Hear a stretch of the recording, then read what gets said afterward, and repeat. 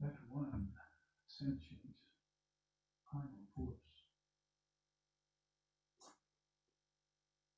who returns transmigrating consciousness to its eternal source,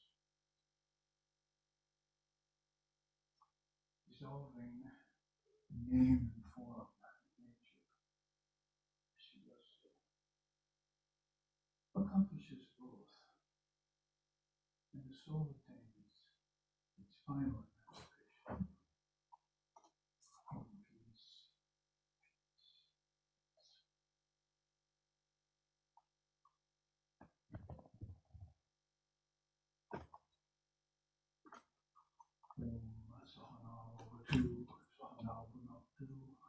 Sahavir Namu Karamo Hari. Just Inavadita Mastu, Mavi Vishavahari, and Shanti, Shanti, Shanti.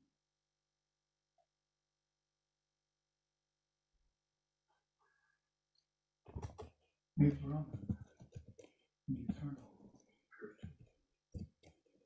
protect us. May it sustain us. May it improve our thinking process. May we not find fault with the world's teachings. And may what we study be a source of inspiration to us eternally. Om peace, peace, peace. May peace be unto us, and may peace be unto all. Om Hari Om, Hari Om, Hari Om.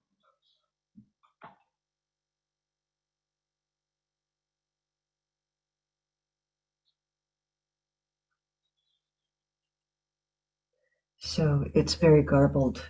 Something must have broken with that. And they're not, I'm hearing you okay, but they're not hearing you okay. And that's strange. Why shouldn't they hear you okay?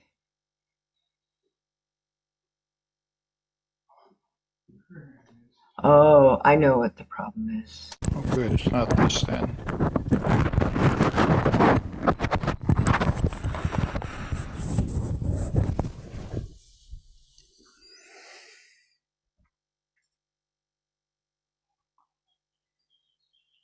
Ask everyone, can you hear me okay now?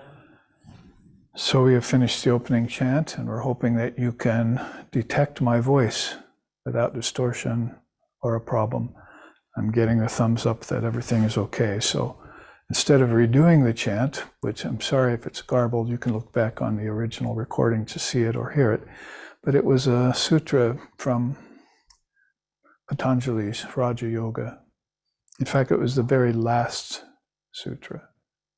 What is there? 196 sutras in that scripture. And so in the very last one, he brings up this Chitti Shakti. Iti. Iti means, she stops everything. She puts it on hold. So the transmigrating soul can give up its dream of finitude and resume its true self as the infinite, as the eternal, as the absolute, which is the great message of Vedanta. And today we'll be looking again at the amazing combination of Vedanta and yoga. In the early days, maybe we found ourselves a bit amazed and very pleased that the composer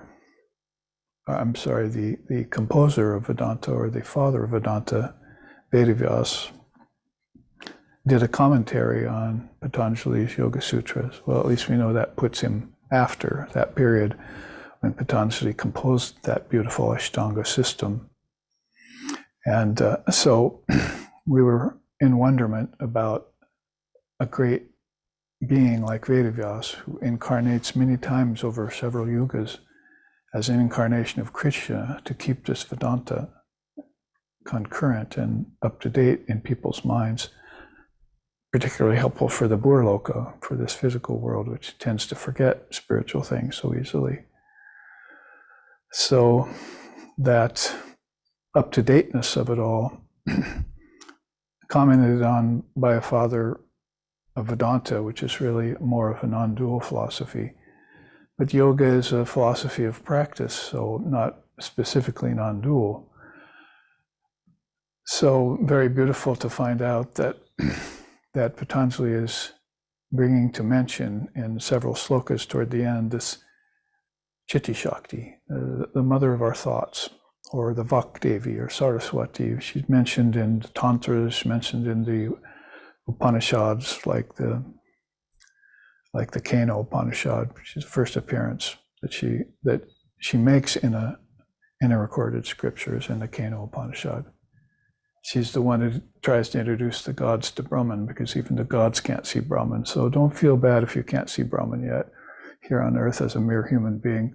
Even the gods are having a problem with that. So this is a beautiful combination then. There are centers around the US that my sacred music ensemble, Jaima Music, which toured through the late 70s and 80s and 90s, came upon that were named Yoga Vedanta centers. So you know that people were out and about thinking of that combination of these two great darshanas. There are 6 major darshanas, as you know, orthodox, they're called Ashtaka. And then there are some, like Jainism and Buddhism, which are non-orthodox, which is definitely not a slur on them at all. It's just that the orthodox ones are so focused in on the Upanishads as being the main word. The 3 great scriptures, Prasthanatrayam, they call that, the Gita, the Brahma Sutras, and the Upanishads. So when you look into the Vedas, as we have been doing since the sequicentennial of Swami Vivekananda some years ago, when 150 years since his arrival on Earth passed, we celebrated that. And SRV celebrated it in their own way by deciding that we'd start looking at all the minor Upanishads, because it had been 1,300 years or so or more since Shankara had put his gaze, his very beautiful gaze, and scrutinized those 10 Upanishads, maybe 11, that we know and as major Upanishads, because he looked at them, studied them, corroborated, and attested to them as being very authentic. And if he had have lived more than 32 years, this incredibly avataric-like soul of Lord Shiva, and a devotee of the Divine Mother, and a complete adherent of Advaita, non-duality, combined so much in him. If he had have lived more than 32 years, then we would have probably seen him comment on some of these other Upanishads that we've been studying since then. So I was wondering if any of my students could even think of the names of the ones that we've looked at over the past 10 years since we've been here in this location. Can you remember the one we studied last time when I was sitting here 3 months ago? The name of it? No. You do, yeah. Rudra, Hridaya Upanishad, we looked at 3 months ago. And before that, it was I think Amrita Nada or Amrita Bindu, one of those 2 Amrita Upanishads. But we have gone through, yes, Amrita Nada, I've got them, Akshi, Adhyatma, Koivaya, Savitri, Sita, Saubhagya Lakshmi, Devi Upanishad, Tripura Upanishad, Annapurna Upanishad, the longer one that we had to take more time with, and then Yoga Kundalini Upanishad. Oh, I'm always thinking that some of my great discoveries, I don't know if they're new to the world of pundits and scholars in this day and age, but is that there, when you look at the Upanishads, 108 in total, that there are about 7 mother Upanishads. So I just named those 7. We've taken those up and looked at them, put our own scrutiny upon those Upanishads. So we see how Upanishads and Shaktism, or Upanishads and Tantra, Mother Tantra, if you want to say, come together inside of Vedanta. Then, in addition to that, we're now looking at least 3 Upanishads with today's, the Darshanopanisad, sometimes called the Jabala Darshan Upanisad. We're looking at, over the last 2 or 3 visits, to 4 different Upanishads that teach yoga, that teach the 6th limb yoga. I don't want to confuse you, because you know that it's 8-limbed. But for the Upanishads, this yoga had a long period, of course, of adaptation to different periods of time in different yugas. I don't believe everything you read on the web, of course. You're probably smart enough not to, but they're trying to make hatha yoga like into the contemporary yoga now and that kind of thing. So it's not just the practitioners of body-oriented yoga that are getting into the act, but some thinkers are also doing that. Oh, let's call modern yoga hatha and call it its latest phase, and thereby, push out the great contribution of Swami Vivekananda, who said, the new religion of this age is the 4 yogas, Jnanam, Raja, which we're studying, and then Karma and Bhakti. Did I say hatha? See? So this is what he said. The new religion of this age is the 4 yogas. And who taught that before him? Shri Krishna in the Bhagavad Gita taught the 4 yogas. Chaturdasya yoga, he called them. So actually yoga hasn't really changed at all if you're looking at it in the right way. And there's a whole glut of charlatans and teachers running over from India, particularly as far as yoga is concerned, wanting to convince you to do these bodily exercises. But if you look in the Bhagavad Gita, not one reference to asana. If you look in Patanjali's Yoga Sutras, where you would think, because the Hatha Yogas are saying, when we ask them, where do you fit? Where do you come from? Oh, we come from Raja Yoga. Well, Raja Yoga has 1 limb out of 8. And in that 1 limb, of the 196 slokas that Patanjali writes about, 2 mention posture. And see if I can put my eyes on them and tell you what he says about asana in his Yoga Sutras. Very beautiful. Of course, the minute you start reading these 196 sutras in a language that you know, like English, it just captivates you right away. But he starts off, of course, talking about yamas, niyamas, kleshas. Then he gets right into samadhis of different kinds, 2 various types, 4 different kinds.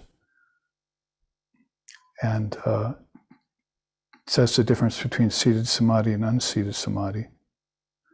And then deals with the 7 methods to reach higher consciousness. One of those being pranayama. So pranayama begins to get introduced in the Upanishads. They start there, actually. I'll show you in a minute, because Dattatreya is teaching Samkriti in this Upanishad we're looking at today. And he says, hey, Samkriti, I'll teach you the 8-limb yoga now. But he says 6-limb yoga. And it begins with the 5 sthanas. Teach me the 5 sthanas, Samkriti says.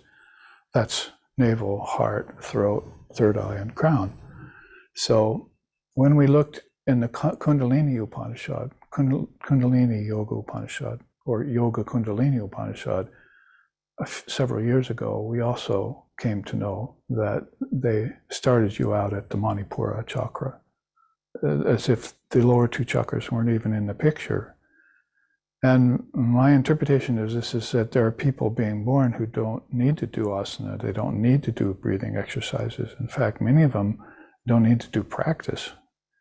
All they need to do is remember what they've been taught in their past lifetimes. So if you're born into a culture that's not teaching past lifetimes in education, in school, then you fall into these misconceptions about, there's a birth, there's life, there's death, and that's it. Zip, that's all you get. Instead of, I'm collecting knowledge over lifetimes, which is not the superior position to take, but it's certainly better than the inferior one of, I've got one chance and then I blew it. See, I went into depression and went to hell or something, see, eternally. Anyway, making a point to this as we start out, that when we looked into at least 4 of these Upanishads now, they're teaching the 6th limb yoga. They call it Sadanga. And where else do you find that? Ashtavakra says that in the Samhita. He talks about Sadanga yoga natu naiva shuddham, Guru Padesha natu naiva shuddham, and Mano Vinasha natu naiva shuddham. So this non-dualist Ashtavakra, like Krishna, like Ram, like Ramana Maharshi, like Sri Ramakrishna, and others who not only didn't mention Hatha Yoga, but said it was bad. In the Gospel of Sri Ramakrishna, Hatha Yoga is bad, Raja Yoga is good. Direct quote, the way M heard it from Sri Ramakrishna in the Gospel of Sri Ramakrishna. So in the Gita, can you remember one mention of asana? It occurs once in 18 chapters, all those slokas where he says, pick a firm posture and sit with your back straight. That's all he says about asana. Shankara in the Vivekachudamani says, you can't get enlightenment by thousands of asanas or 100,000 breathing exercises. That's how Shankara sums it up. And you can go on looking at it. So basically, yoga doesn't have a modern period. The modern period is Patanjali, unless you want to go to Swami Vivekananda, where he talks about, what is yoga again? Oh, well, my new discovery for this age, the Kali Yuga, is not this glut of charlatans running from another country trying to get you materialists focused upon the body again, but rather to get you to practice to get out of the body, like I just chanted in this sutra of Patanjali. She prepares you to leave nature. Kaivalya is leaving nature behind, is separating yourself from nature, and she's setting up your whole life so you can do that.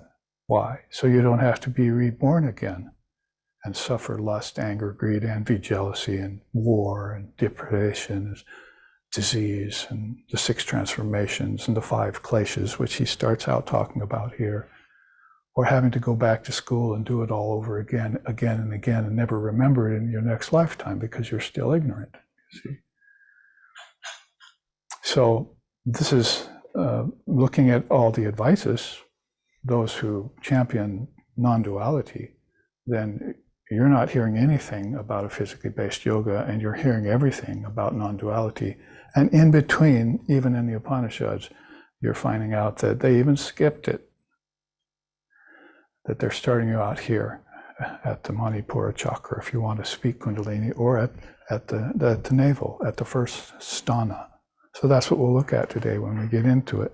The first sthana, first position allocated to the body is the navel. Second sthana is the heart, then throat, then third eye, and then crown chakra. And so this is where you start. You don't have to go and learn all the yamas and niyamas over again. You don't have to do a bunch of body exercises or breathing unless you've forgotten. You see, breath is one of the things that can help you bring your mind into balance, and you have to have a straight posture for that. And that's what they say: straight posture, ekasana. Now in this Upanishad, he calls it sukhasana.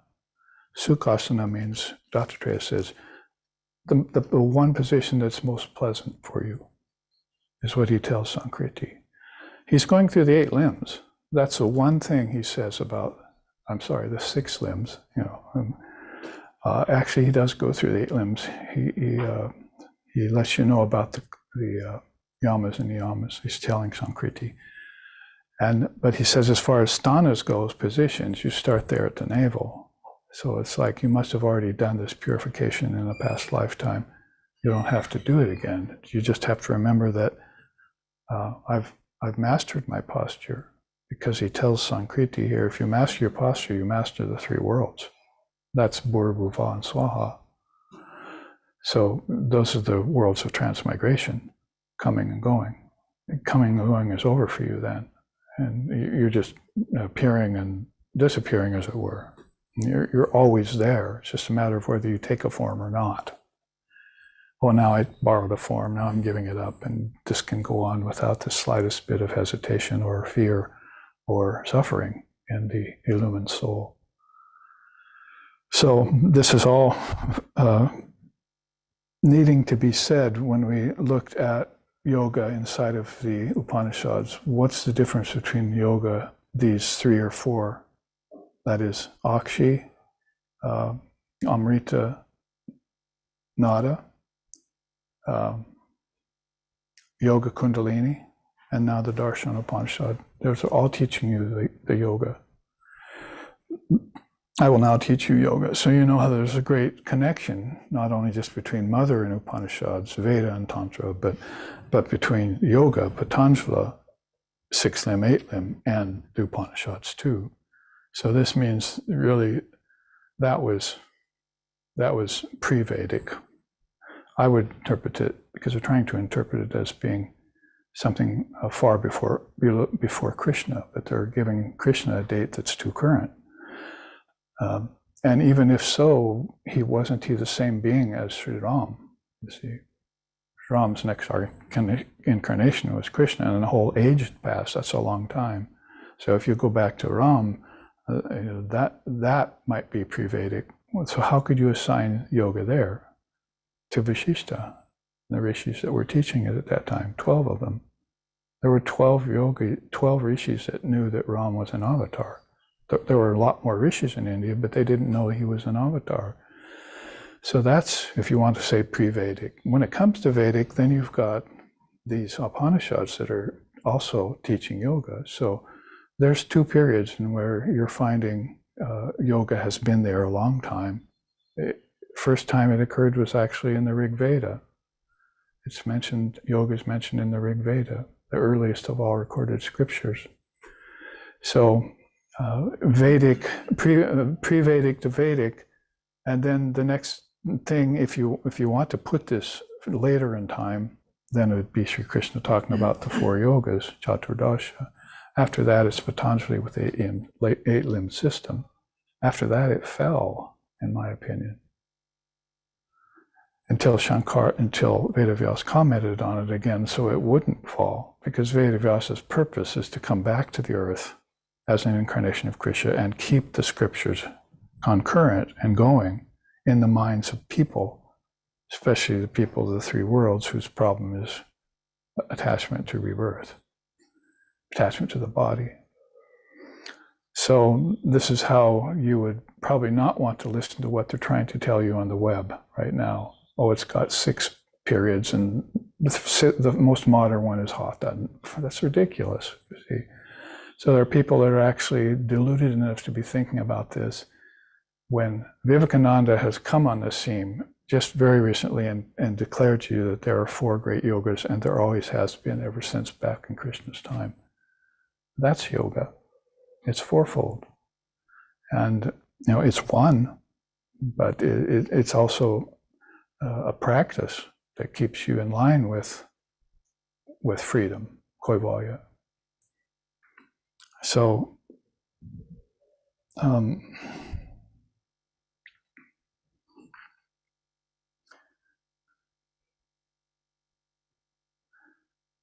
these 8 limbs are enumerated, and he first mentions with several slokas, yamas and niyamas. Then he goes on to talking about nonviolence, austerities, and all of that. And then finally he comes to, of the 196 slokas in the Yoga Sutras, here's what he says about asana.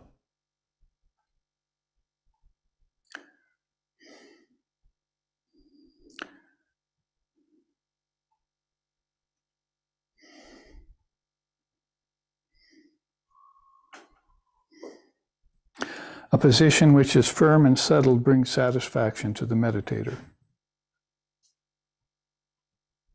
Pada 1, Sloka 46.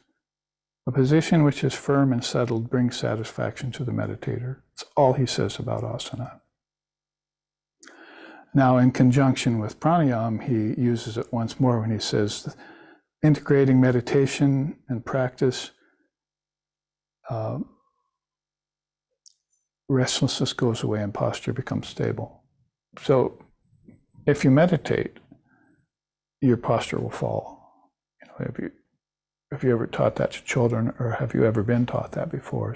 Sit now with your cross-legged, and do you slump, or do you just automatically assume this sacred position that everyone knows about? All the way back to the American Indians know that when you sit with a cross-legged like this, you cause that triangle position, which automatically makes the spine straight and you're firm. And if you can do that, you can master the three worlds. And if you can do that, one more mention of asana and pranayama is that your breathing will become automatically steady. Based upon that one sure posture, the lack of balance in the in-breath and out-breath is dispelled, and prana gets controlled naturally. So that's all he says about asana and pranayama in the whole 199 slokas. So if the Hatha Yogas are finding their origin in Raja Yoga, then why all this obsession with so many postures when Shankara has told you that one simple posture is enough, and also that you can't get enlightenment through it. You can't get enlightenment through hundreds and thousands of breathing exercises. So I'm bringing this up early because we're pointing out where we are. This is a star map, The scientists are looking out, the astronomers are looking out saying, you are here in space on this little blip of light up there in the nocturnal skies. But when you look in, this is our star map as Vedantists who also engage in the practice of yoga with the worship of Mother, obviously. The father of yoga is worshiping the Mother and ends up the whole 196 slokas with mention of her, then we must be missing some connections here if we're not putting Upanishad, yoga, and Divine Mother worship together as they have when Sri Ramakrishna and Holy Mother came and when Swami Vivekananda came west. And so that's one reason to bring it forth. Another reason is that Dattatreya starts out this way when he begins teaching Samkriti. So that's what we should probably look at to get into it, so that we get some mileage on this Upanishad. This is the Darshana Upanishad, sometimes called the Jabala Darshan Upanisad. It's in the Sama Veda here, as you can see. It's right here, listed fourth. And there's the Jabali Upanishad that comes after it. Don't confuse the two. That's why sometimes they just leave that word off of this and just call it Darshanopanisad. It starts off, Om Apyayantu Maungani Bhak Pranaschakshu Shotramatu. May my limbs be strong, may my pranas flow, may my minds expand in the capacity to know Brahman. It starts off with that peace chant. And it's all about God in the form of Dattatreya. So hard to find another rishi who is so revered than Dattatreya. And in this case, it's very fortunate that Samkriti has come. Samkriti, if you remember him from the Akshi Upanisad, he decided that he wanted to to do away with all darkness inside of him. So he thought, who's the best person for that? Surya, the god of the sun, who else? So he repaired inside, to quote the translation, he repaired inside to the sun god, and he asked the sun god, first he worshipped the sun god with this beautiful salutation that's very famous. Oh, you, the chariot who takes the light through the heavens, who dispels the darkness of death. And he goes on eulogizing the sun god for several slokas. And the sun god is very pleased with this salutation, of course, and then asks me your questions as usual. And so Samkriti starts asking about the nature of darkness and the nature of light. And that starts this very beautiful Upanishad that we studied called the Akshi Upanisad. And so here we find Samkriti making another appearance. I'll read it straight out. God Dattatreya is the reincarnation of the four-armed Vishnu. He is the ruler of the worlds. Samkriti is the great devotee and a sage, and is expert in yoga, and also a disciple of Dattatreya. So he approaches his teacher with humility and with folded hands, and his teacher was alone and requested him, "O Lord, please tell me about the science of yoga, which has 8 branches and 5 different sthanas." Those sthanas are those positions we're talking about. You can easily sort of allocate them to lotuses of the Kundalini system, 5 of the lotuses. But also always remember that the body is just a reference point for them, that they actually exist in your subconscious. A better word for that would be your subtle mind in Sanskrit, your causal body. Just talking to someone just recently didn't know the difference between mind and brain, and didn't know, had never heard that the chakras were not in the body. So this is how you have to be very explicit, like a great teacher like Dattatreya, to tell people that you can allocate these to centers in the body as if that were some sort of template or some sort of gauge, because your conscious right now is associated with the body, if not identified with it. So in order to envision your way out of that fine predicament you got yourself in, thinking you were a body and not a soul, then you use these centers to envision the light there and the presence of deities. Like in the heart, you're supposed to meditate on Sri Krishna, but no teacher is going to tell you, or on Krishna or Vishnu or whoever you're meditating on. But no great teacher is going to tell you that they're actually in your anatomical heart. See, you figure that out, right? If you have sense. But there are people who have been away from the Dharma teachings for so many lifetimes, millennia, and from other religions too, who still imagine that they're taking the wrong things literally.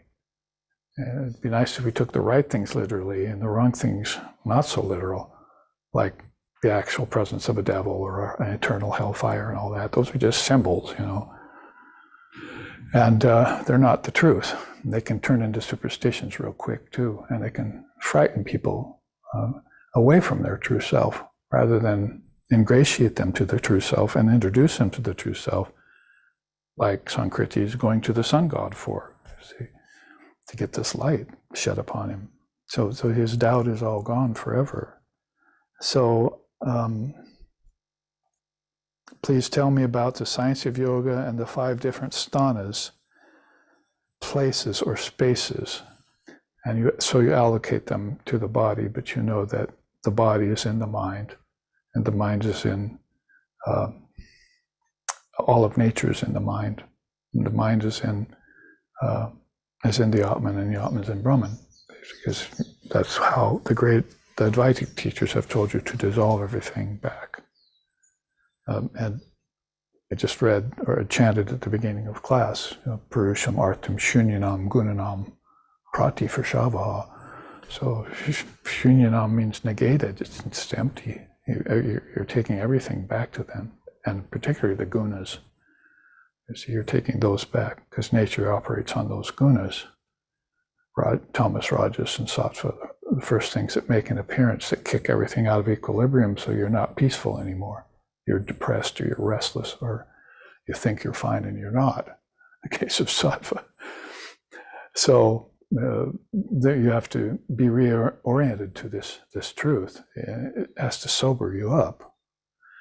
And in that regard, then you're allowed as a concession to use the body, since you're in it, as a sort of gauge or template. But you should never think that what you're meditating on in the heart is something hidden away in flesh. It might be obvious when you say, let my body be healthy, let my life force flow, and then let my mind expand in its ability to know Brahman, right? That for an intelligent person, that would automatically be a nice thing to chant and think about. But the first thing it would tell an intelligent person is, oh, well, I'm not the body, I'm not my limbs, I'm not my speech, I'm not this energy that flows through me, I'm not even my mind, you see. So either people are totally clueless about what's good and what's not, the difference between good and bad, or they're so hopeful that all they need to do is think good and it will happen, see, without bad. Let's just have heaven and no hell. Let's just have pleasure and no pain. They're hopeful like that. And it's not going to happen. So sometime this awakening has to happen to the soul here in the Burloka, because Patanjali ends his whole Yoga Sutras saying that. She's going to take that away from you and return you to liberation. It's basically what he's saying there. Purusham artam shuninam gunanam pratiprasavaha. Then koivaya swarupa pratistam. When you get steady, pratista, you get steady in your essence, then she will return you. She'll give you koivaya, freedom from name and form.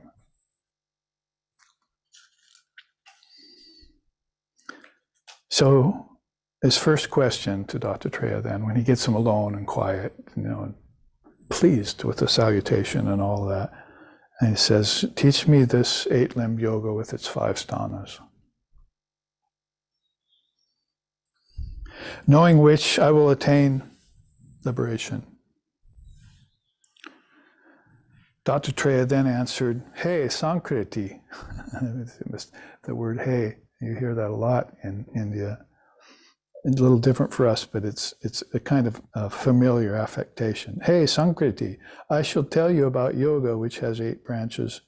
The 8 branches are yama, niyama, asana, pranayama, pratyahara, dharana, dhyana, and samadhi. So we can show that old warhorse chart real quick. And while I read something to you, we won't, of course, go through it all.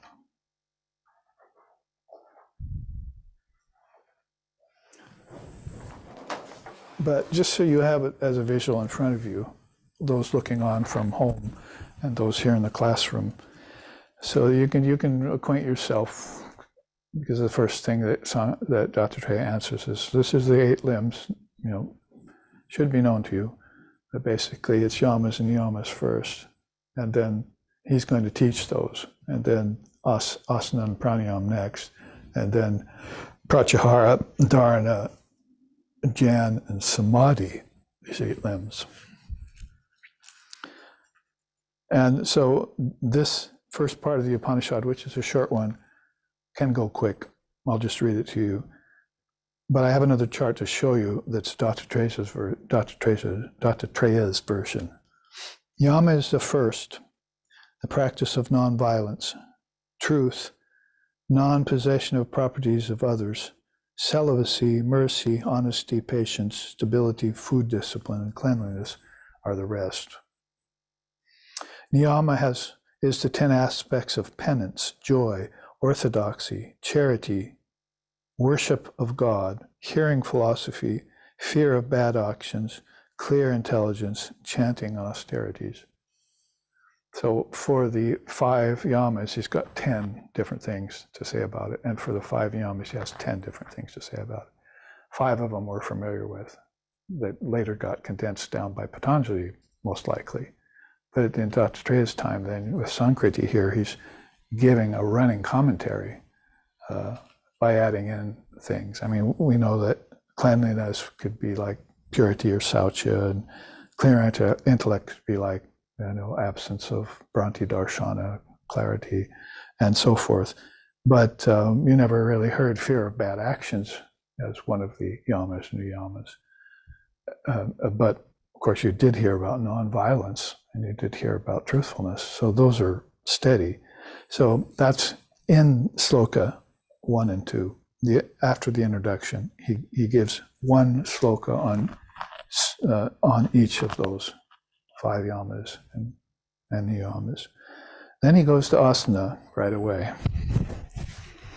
He says 9 important asanas, sitting positions, are svastika, gaumukh, padma, vira, simha, bhadra, mukta, mayura, and sukha. O sage, that position, whatever it may be, which makes you comfortable and gives you courage to undertake yoga, is called sukhasana.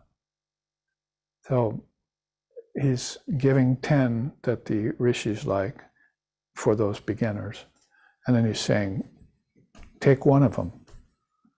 And that if the one that makes you most comfortable, and that's going to be sukhasana. Much, much later, it's going to be ekasana with Shankara.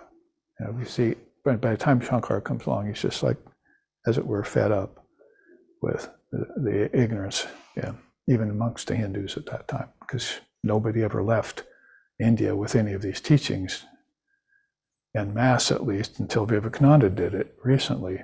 So Shankara was always just in India and giving the teachings to Hindus. So by that time, he's saying, but people just aren't understanding that. Let's put it in this way. How about let's call it Sadanga Yoga and just do away with the first 2. You know, you're already fine. You're nonviolent. You're truthful. You're clean. You know, you worship God. Ishvara Pranidhana. All these things are in you already, and if you give them credence and your attention, then they will come forth. They will arise in you as important factors. They won't need to be practices anymore because you already attained them. You can call on them anytime you want. But people, that is a problem with people, is they think the practice has to be physical in order for it to do any good. The Westerner particularly is under that problem. If I don't exert effort and sweat, then I'm not making progress. It's exactly the opposite. The mind doesn't sweat unless you call stress and anxiety, but that doesn't come from the practice of yoga. The mind just attains. It just needs to pull veils away, and it's there. That's original mind. That's your pure mind. That's your sattva shuddha. So Vedanta, Buddhism, these great darshanas, these great pathways to clear light and clear seeing are mental practices. Vedanta is a mental practice. You do it all in the mind. Since you cannot get rid of ignorance out there, you cannot get rid of death and destruction out there. You can't get rid of your violence out there. You trace it back to source and you see where that is and you nip it in the bud there. I was just explaining that to someone last night at satsang. No, it's not in the body. It's back in your mama. It's in your subtle body. Because you're talking about granthis, knots. Oh yeah, I think I have knots in my blood vessels, so I need to have a bypass. See, or I have knots, in my joints, so I need to do some exercise, to work those off and everything. And this was all in the context of granthis being in the body. I've heard that so often. And no, but the granthis are in the mind that cause the granthis in the body. The proof of that is you can't get rid of the granthis in the body by exercises and everything and have them disappear in the mind. That's why they come back. When you work them out in the body, they're gone for a while, good for you, but then they come back. If you work them out in the mind, gone forever. See? And that's enlightenment. That's liberation. That's freedom. That's moksha. That's mukti. That's kaivalya. That's samadhi. That's nirvana. Otherwise, you'll never get it. And this is all body orientation. How did Holy Mother put it?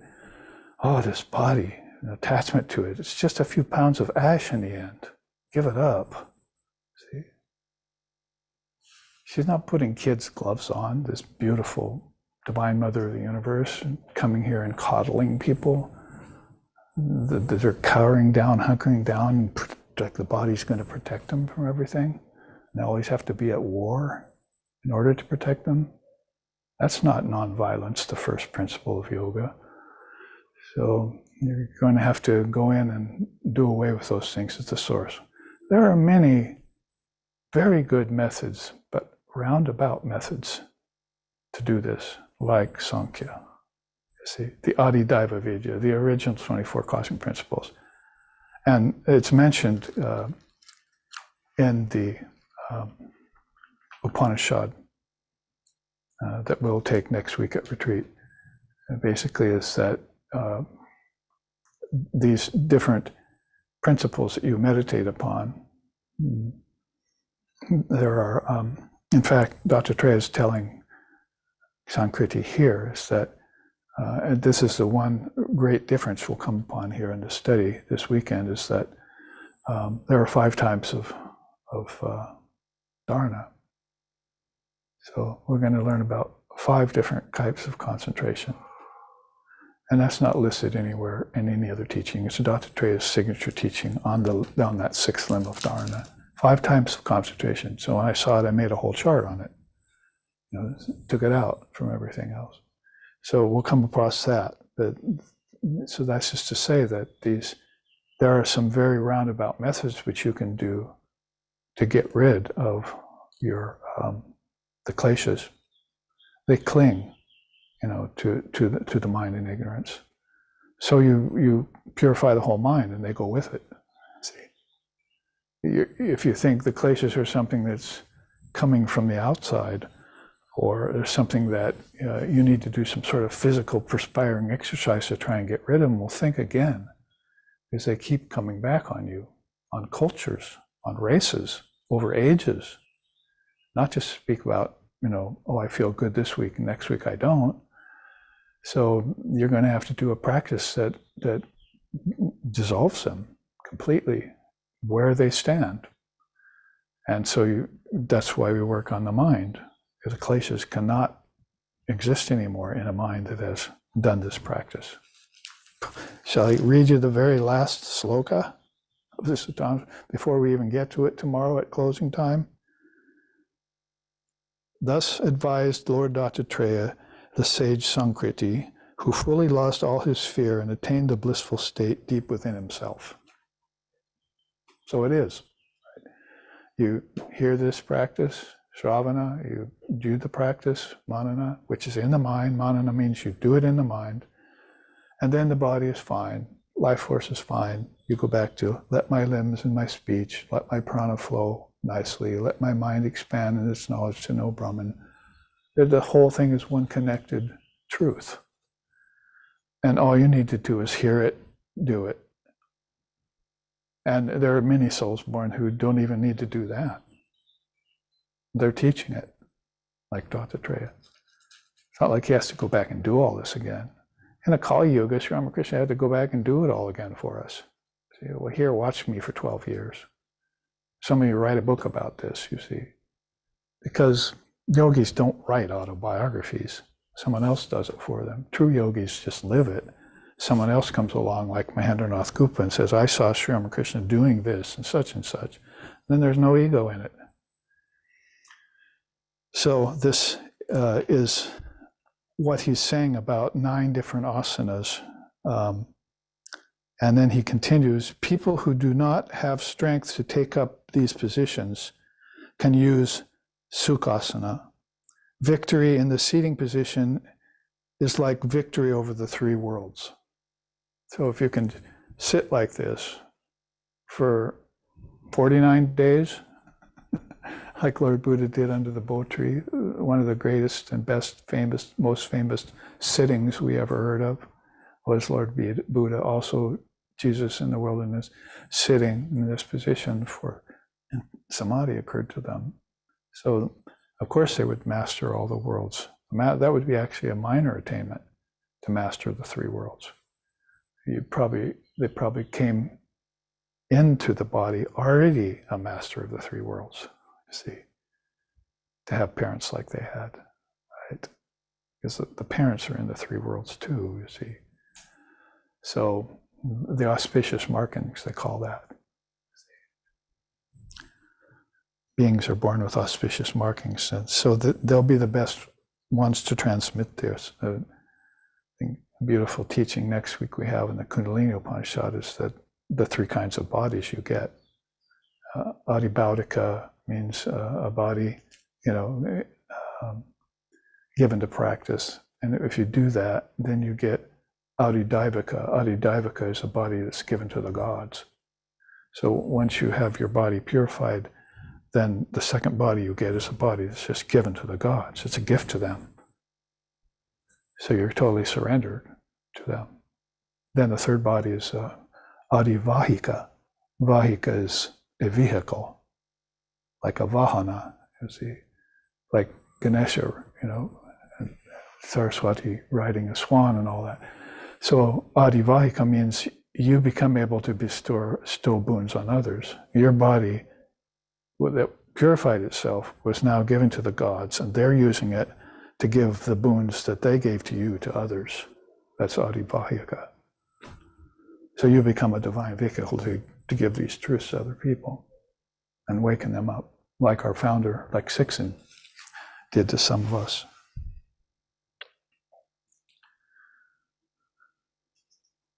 So once you are fixed in this Sukhasana, Samkriti, this one asana, then practice pranayama.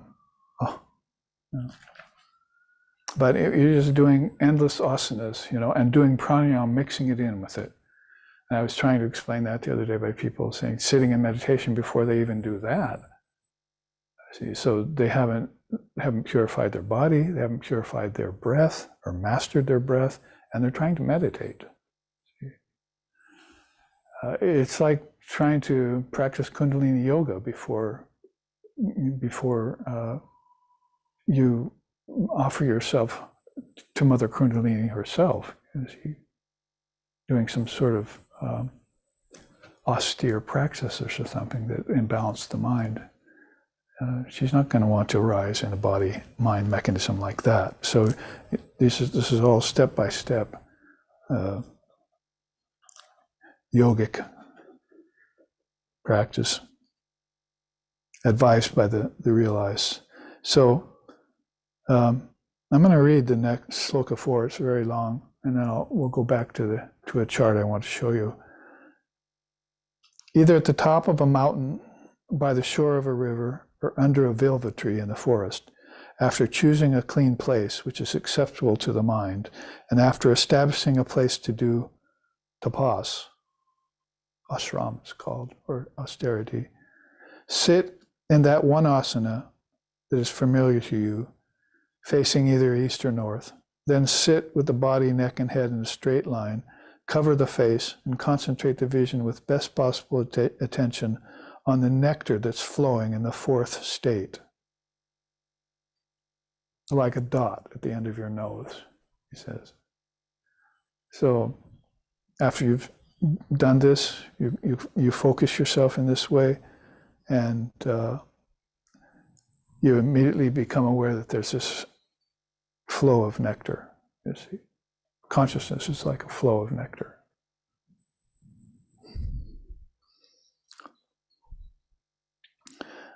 Then draw the air inside of the lungs, store it in the stomach, and as you do so, meditate on the flame of fire inside the body, and then shift your meditation to the root of that fire and its sound and that dot, bindu.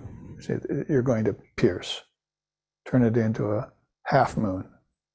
Split it in two, get through Maya. There's a lot of symbology mentioned here, but a lot of this is reminiscent of other teachers and other Upanishads.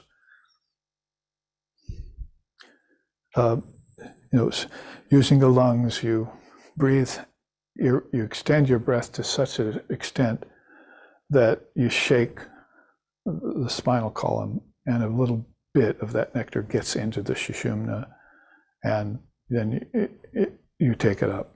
It flows upward to the other centers. So you're doing this in the fire of the stomach at this point, and then it's opening you up to the nectar of the heart.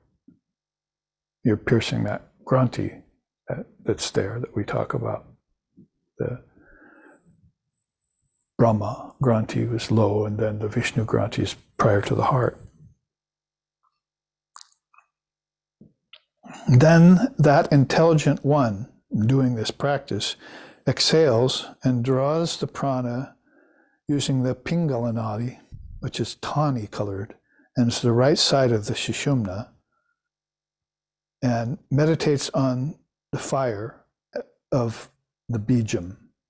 So the Guru is going to give you this powerful word that you meditate upon, or mantra. Again, he has to inhale and exhale in the middle using the Ida nada. This time he shifts to the left side of the Sushumna.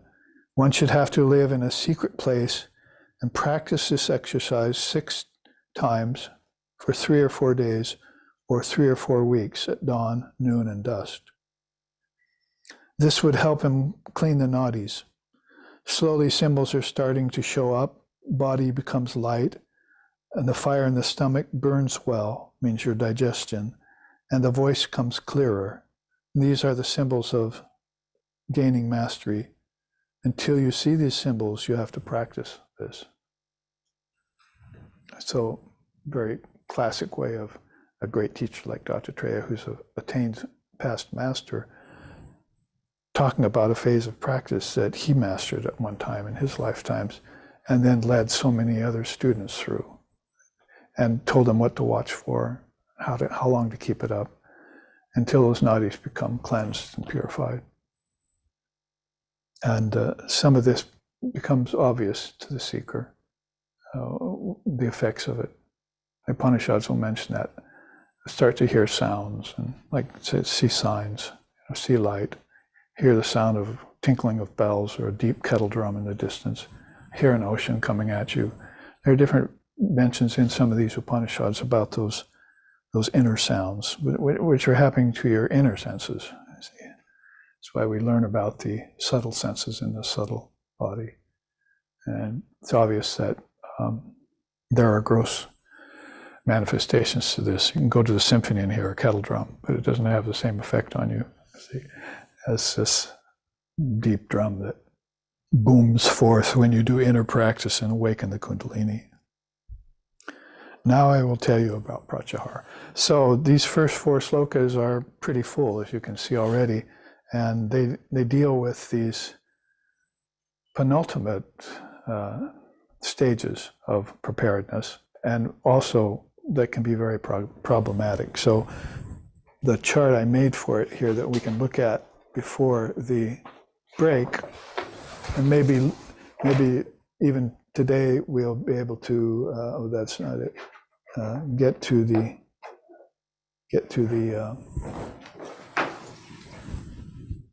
5 kinds of concentration too. This is that chart that I managed to complete and finish up some few days ago before I left Hawaii.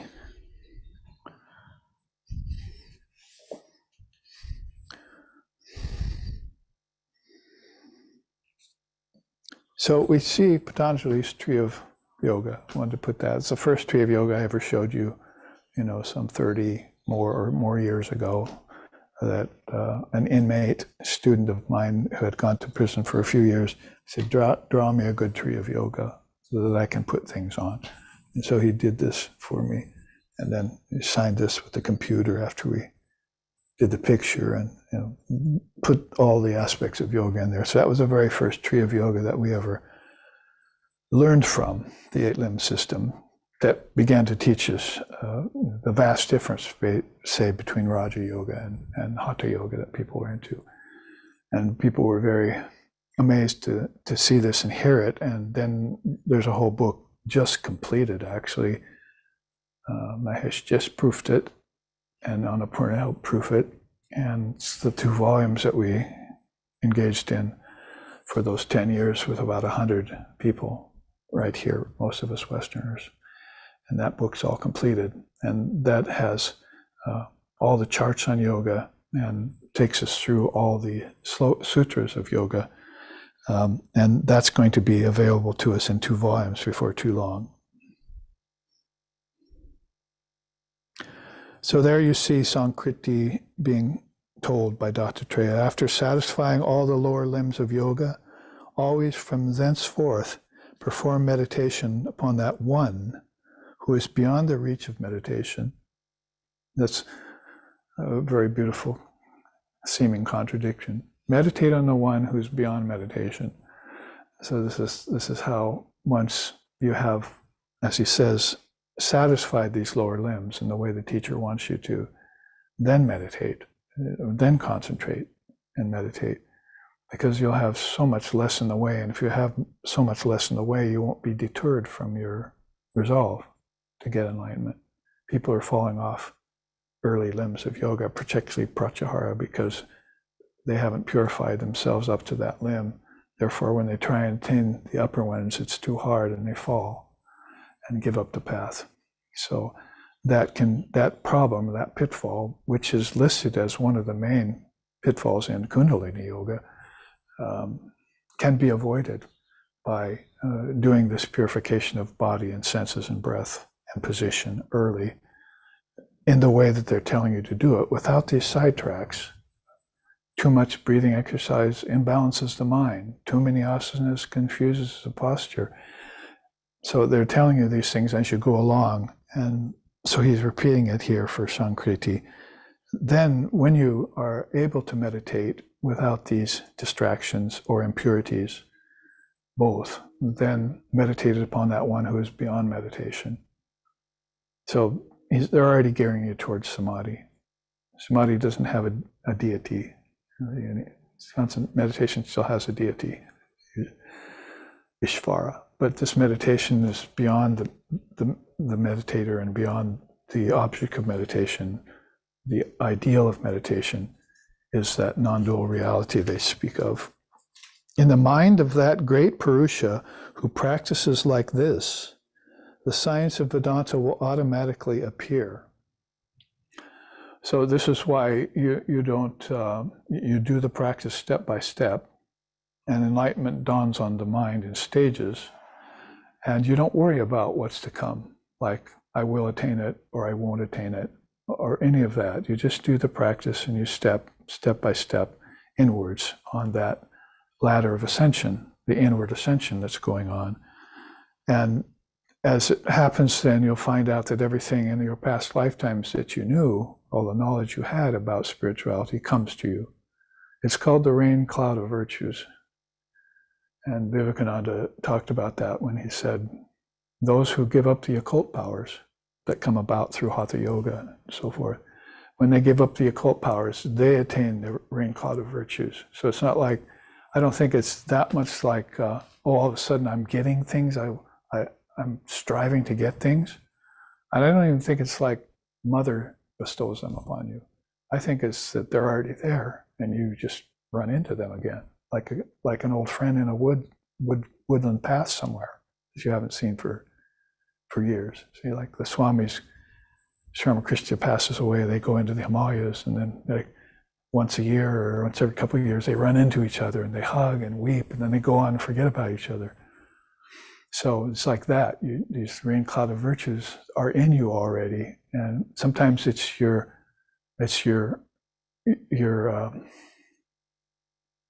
goal-oriented practice and your deep desire to want to attain things that stands in the way, because they're already there. So you're like saying, well, it's already there, but I'm going to put this in front of it so I can't see it. And this can happen consciously and unconsciously both. And I think that has to do with lifetimes. People are putting people that they love in their lifetimes, like their gurus or like their spouses, their loved ones. They're providing for themselves in future lifetimes. So that's extremely helpful, but it's also, it can be a little bit off-putting to an ultimate goal of formlessness at one point. That's why there's a difference between Sangha and Asanga. You'd think like Asanga is a bad thing. But when they use the word Asanga in Sanskrit, it means I don't need a spiritual family anymore. There you're talking about a wandering monk. He doesn't want to be in a monastery anymore. He's a sannyasa now. Poof, he's gone. He's out of here. And free from everything. And free to and able to help everyone. Well, with that, which a sloka later out of this Upanishad, which I'm putting here at the head of this chart, shows you some of these very beautiful things that you do this practice, and meditation becomes ripened on the right aspect of meditation. That one who's beyond meditation, is you're beginning to see beyond the practice of mantra nishtam that you were given to help purify yourself. But now you're beginning to get this glimpse of the light of Brahman, or the sound of Om, those kinds of things just referred to. And you have to keep attentive to that and persistent about it. And then these barriers, these grantis and so forth, begin to thin and fall away. And the result of that is that when they fall away, you see the fruits that are already yours. So that's beautiful when he says that. When you practice like this, Samkriti, the science of Vedanta will automatically appear in you. Because obviously, it's not like a person who never heard Vedanta forever or for many lifetimes. And they're having to, go back to the beginning and take a path to somewhere filled with rocks and barriers. But, that's the Vedantic way. The mental practice I'm talking about is that you acknowledge that that's the truth. And, you're a human being, and that means you're an Atman, you see. You're a noble mind. And so all you have to do is assume this mental position, any number of mental positions. So we were looking at that book last night, the mental asanas. And then the science of Vedanta will come back to you like that. So if you look back at your own learning of Vedanta, what you really learned was yoga, wasn't it? And what you really learned was Tantra, and what you really learned was Samkhya. You never learned Vedanta, you see. That's the statement of truth, it is. So you just recovered it at one point. You see what I mean? And that just automatically dawns on you, like he says. But you had to do those practices of yoga or rituals and 24 cosmic principles and all these other ways to make this Vedanta, which is the truth of your being, just shine forth in you. Wouldn't it have been nice if you just had have shone forth in you when you were born, like it did for Shankara? So that's the position that you want to come to anyway. Before our break here, which is not too long, about 10 minutes, 15 minutes, then we can follow what Samkriti just told us, or was told in the Darshanopanisad. There you see the limb of yoga here, the roots of the tree, and they're exactly like these. The 5 yamas of truthfulness, ahimsa, moderation or celibacy, non-giving of gifts, non-receiving of gifts, and austerities, or non-violence on the left-hand side, the 5 roots there of this tree. And then on the right-hand side, as we face it, the 5 niyamas of purity, study of scriptures, revealed scriptures, peaceful attitude, and worship of the Lord, Ishvara Pranidhana, and tapas in the middle, the 5 niyamas. All of these, as I said, become good friends and observances, whereas before they were practices. when you really understand them fully, and they do become like roots in you. It's something that you grow by and you can always refer to. But they're like fully developed and perfect in the illumined soul. Not like he has to go back and work on them some more. But again, adivadika, he can use them to help others. He can become a vehicle, his own perfection, her own perfection, for helping others. Then they can demonstrate these 10 great roots of yoga to others and show them how to do that and inspire them to do that.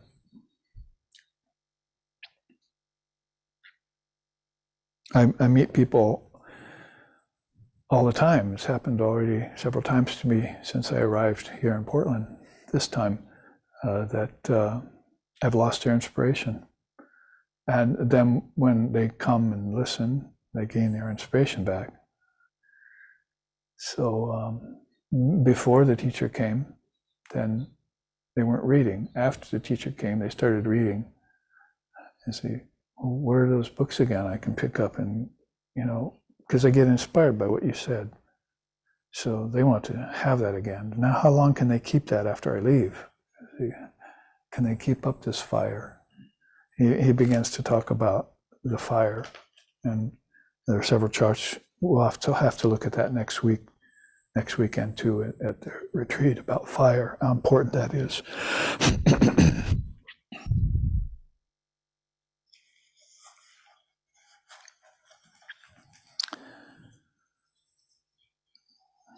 There you see the trunk is just labeled asana and pranayam, and the roots are there at the base of the trunk. So there's you see his quotes. Select a place to do tapas, that is acceptable to the mind. Sit in sukhasana, that's your favorite single position, with the head and neck in a straight line, and practice pranayam. Live in a secret place away from activity. Practice at dawn, noon, and dusk for 4 weeks. This will clear the nadis. So, person by person, there are people that you come upon in the spiritual realm, the realm of practitioners who I never did that. Some of them should, others didn't have to. So it's very hard to discriminate which ones. They almost have to do that for themselves. But if you ever find yourself in a place where you're unsure, then go and do what Dattatreya said. Just go to a secret place for 4 weeks. Do nothing but these preliminary practices. Clear your nadis once for all. Make sure of it. And the proof of that will be then these truths that you're contemplating and have been contemplating, which have given you inspiration, will become full-blown, like the lotuses in you. And that will take away all doubt and all fear. That's why I read you the last sloka already. Fully lost all his fear and attained a blissful state inside of himself. And that wasn't out somewhere, it wasn't with some deity somewhere, it was inside of himself that was there. And it was there the whole time. It was just covered by false superposition and all those things you talked about. So that's an example. False superposition might have been understood by you intellectually, but until it actually, the clarity happens to you by which you can see false superposition taking place, that takes away your doubt for all time. You can't think about that particular truth anymore and have doubt. Oh, I got that one already, It's like having it as your possession. There's just no room for doubt to take root there in that soul. So there you see the next well-lit box here are these 9 asanas which Dattatreya and some other rishis of the time favored. You can look into them if you want. You find one, like I'm sitting in here and can sit like this for hours. So basically you find one that is most pleasant to you. Sukha means pleasant. Dukkha means painful. So don't get into a lot of dukkha asanas. get into one sukhasana, and then spend your time wisely and concentrate on the truth, realize it, and spend your time contentedly and be free, as Sankara says in the Vivekachudamani.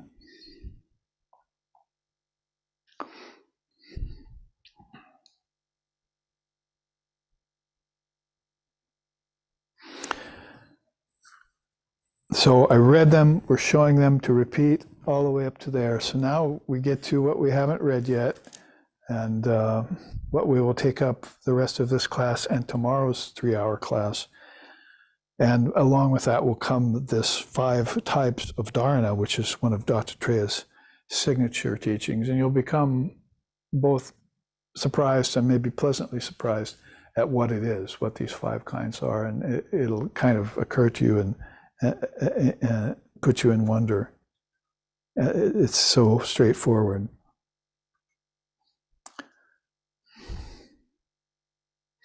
Now we're talking about that limb of pratyahara. See, that sprouts out here. He says, to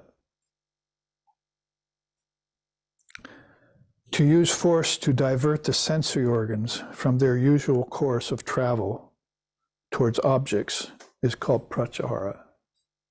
So, not a word that anyone likes to use that much, force. But in English, you have to muster some intensity against a bad habit that's not good for you. And people are having habits that are absolutely detrimental to them, and they just really are not mindful and don't care that maybe their body and senses are suffering or will suffer soon from these habits. For the spiritual practitioner, then, those things aren't such an issue, because basically, like I said, you're a noble mind. That's what Holy Mother said to people when she gave them a mantra. I give you this mantra because I see you're a noble person. Please don't let me down. Don't revert to this ignobility that can come upon the mind in phases where it's forgetful and careless. But keep up this practice and maintain this integrity. Integrity is an important thing. So therefore, to put an exclamation point on the definition of pratyahara, you use force to take your senses away from the objects if you need to. And in our Western psychotherapy, that's not going to be a popular thing, because I think that's repression. So they got a word for that.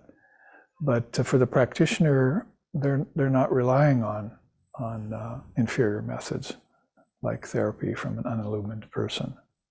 They go to an illumined person to find out who gives them permission to use force to give up the world. Yes, you can do that. I'll protect you, you see. So where, it's always done with a teacher, pranayam's the same way. There's Shakti Chala, and there's Bastri, and there's Ujjayi, and Saraswati Chala. There's all these breathing exercises that are really intense, you see. And you wouldn't want to do them on your own, unwatched, because they are so intense. And as Holy Mother said, they can imbalance the mind. So you want to do them with the instruction of a teacher who watches you as you do it and tells you what the effect is and tells you that's enough of that, because when he tells Samkriti here, for 4 weeks, you want to go do this 3 times a day, right? In some quiet place. It doesn't sound like there's going to be anyone around there watching him as he go through this, but Samkriti is already a very advanced soul. I mean, the Upanishad says that, expert in yoga already, when he goes to Dattatreya and asks him this question. So this means that even if you're already well advanced, there's always further to go, as Sri Ramakrishna says.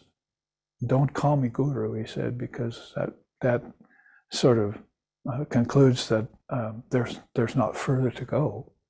We asked one of the Ramakrishna Order presidents that once, are you enlightened? He said, oh, there's always more, further to go, further to go. So he wasn't saying he was perfect, neither was he saying he was imperfect. As, there really is no perfection here. All perfection is there in the Atman. So you will want to give up the imperfect to attain the perfect, because that's your true nature, and this is your false nature, or your changing nature and your unchanging nature, if you want to put it more kindly. So you get permission, use force against that,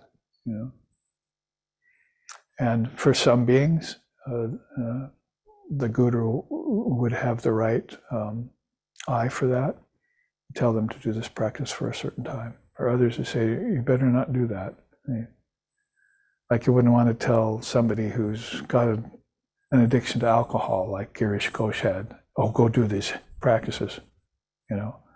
You'd rather tell them, just give me your power of attorney.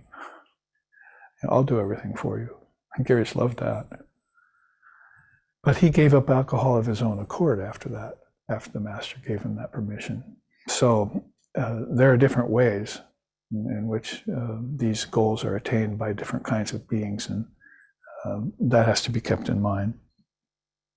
But the beautiful thing about what he's telling Samkriti about Pratyahara happens next. He says, the wise say that seeing everything as the form of Brahman is Pratyahara. And that's a hard one for most people to understand, even most practitioners to understand. It's very difficult to understand that, but that's exactly what Shankara tells you in the Vivekachudamani. Is Pratyahara is seeing Brahman as everything, and that's also what Sun God told Samkriti in the Akshi Upanisad. So if you're hearing this repeated over and over again, that we're thinking of Pratyahara as a limb of yoga, as a practice, as a way of taking our senses off the objects, and all of this, which is true. But the ultimate Pratyahara is seeing everything as Brahman. So as you do the practice and you take your mind off the objects and you try and master this difficult and pivotal fourth limb of yoga, or fifth limb of yoga, Pratyahara, you should be doing that, seeing everything as Brahman. And so this is like Sri Ramakrishna saying, cut off the head and the tail and present them the body. Or like once he said, told Vivekananda or the young Narendra, they all need to hear the non-dual truth first, and then they need to practice. But if they don't hear the non-dual truth first and they practice without knowing that, then you have this inferior way of making progress, which is hot and cold, up and down, on and off again kind of practice with doubts attending it. So you can see how beautiful it is here, is that when he gives him this, first he gives him the limb of Pratyahara, where it stands in the order of yoga, what it can do for you, but then he tells you, but make sure that you know that the real meaning of it, as you give a thing up, that thing is still Brahman. Because most people are giving it up thinking it's not Brahman. And that's not a bad position for people who are attached. I mean, it sounds like neti neti to me, doesn't it? It's like, it sounds like forcing myself away from a thing because it's not good for me. That's only because I'm attached to it. If I weren't attached to it, then I wouldn't have that tension and that stress involved in it. It wouldn't even be a practice, it would be an insight. So a lot of angst can be foregone and alleviated by this natural progression of yoga inside of that same necessity to follow an order of things, like, making sure that you would satisfy these lower limbs of yoga before you meditate, for instance, or before you waken Kundalini up the spine, make sure that you've got the other lotuses ready for her to arrive, because she's not going to like it if she arrives there and it's not ready. It's like a guest coming uninvited early to a party. Where you put them, I'm not ready yet. So she's going to sort of demand that this, before she awakens to these centers, that you've done the preparation. We're talking about a sentient force here, which is what I started out chanting at the beginning of this class from Patanjali Sutras. So good. We've made it that far already, so we're in really good shape as far as doing a weekend study of a short Upanishad like the Darshanopanisad. So here, let's take our break. Jai Shri Guru.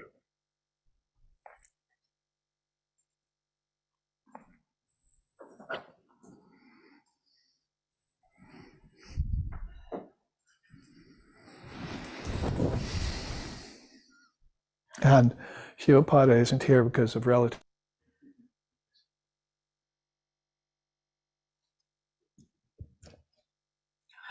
Everyone, we're going to go off the air and then we'll come back in about 20-25 minutes to begin the second half.